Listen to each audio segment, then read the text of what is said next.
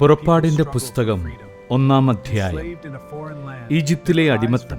യാക്കോബിനോട് കൂടെ കുടുംബസമേതം ഈജിപ്തിൽ വന്നുചേർന്ന ഇസ്രായേൽ മക്കൾ ഇവരാണ്: Reuben, Simeon, Levi, Judah, Issachar, Zebulun, Benjamin, Dan, Naphtali, Gad, Asher. യാക്കോബിന്റെ സന്താനങ്ങൾ ആകെ 70 പേരായിരുന്നു. ജോസഫ് നേരത്തെ തന്നെ ഈജിപ്തിൽ എത്തിയിരുന്നു. ജോസഫും സഹോദരന്മാരും ആ തലമുറ മുഴുവനും മരിച്ചു. എന്നാൽ ഇസ്രായേലിന്റെ സന്താന പരമ്പര വർദ്ധിച്ചു, വളരെയധികം ശക്തി പ്രാപിക്കുകയും രാജ്യം മുഴുവൻ വ്യാപിക്കുകയും ചെയ്തു.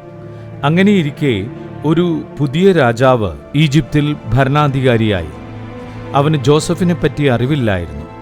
അവൻ തന്റെ ജനത്തോട് പറഞ്ഞു: നോക്കുവിൻ, ഇസ്രായേൽ ജനത്തിന്റെ എണ്ണവും ശക്തിയും നമ്മുടേതിനേക്കാൾ അധികമായി വരുന്നു. ഒരു യുദ്ധമുണ്ടായാൽ അവർ ശത്രുപക്ഷം ചേർന്ന് നമുക്കെതിരായി പൊരുതുകയും അങ്ങനെ രാജ്യം വിട്ടു പോവുകയും ചെയ്തേക്കാം.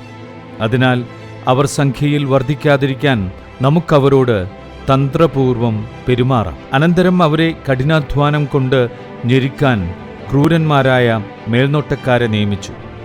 അങ്ങനെ ഇസ്രായേൽക്കാർ ഫറവോയ്ക്കു വേണ്ടി പിത്തോം, റംസേസ് എന്നീ സ്മരണ നഗരങ്ങൾ നിർമ്മിച്ചു.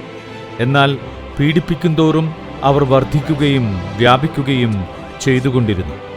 ഈജിപ്തുകാർ ഇസ്രായേൽ മക്കളെ ഭയപ്പെട്ടു തുടങ്ങി. അവരെക്കൊണ്ട് നിർദ്ധയം അടിമവേല ചെയ്യിച്ചു. കുമ്മായവും ഇഷ്ടികയും കൊണ്ടുള്ള പണികളും വയലിലെ വേലകളും കഠിനാധ്വാനവും കൊണ്ട് അവരുടെ ജീവിതം ക്ലേശപൂർണമാക്കി. മർദ്ദനത്തിൻ കീഴിൽ അടിമവേല ചെയ്യാൻ ഇസ്രായേല്യർ നിർബന്ധിതരായി.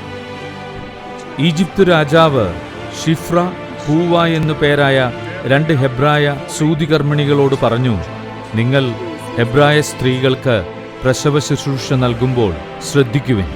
പിറക്കുന്നത് ആൺകുട്ടിയെങ്കിൽ അവനെ വധിക്കണം, പെൺകുട്ടിയെങ്കിൽ ജീവിച്ചുകൊള്ളട്ടെ.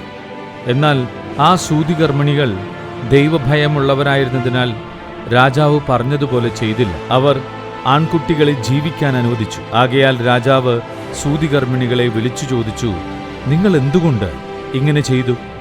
ആൺകുട്ടികളെ കൊല്ലാതെ വിട്ടതെന്തുകൊണ്ട്? സൂതികർമ്മിണികൾ ഫറവോയോട് പറഞ്ഞു: ഹെബ്രായ സ്ത്രീകൾ ഈജിപ്തുകാരികളെ പോലെയല്ല.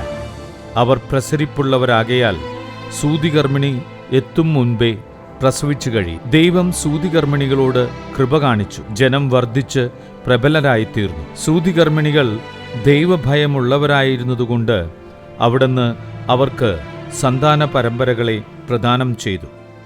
അപ്പോൾ ഫറവോ പ്രജകളോട് കൽപ്പിച്ചു: ഹെബ്രായർക്ക് ജനിക്കുന്ന ആൺകുട്ടികളെയെല്ലാം നൈൽ നദിയിൽ എറിഞ്ഞുകളയുവിൻ, പെൺകുട്ടികൾ ജീവിച്ചുകൊള്ളട്ടെ.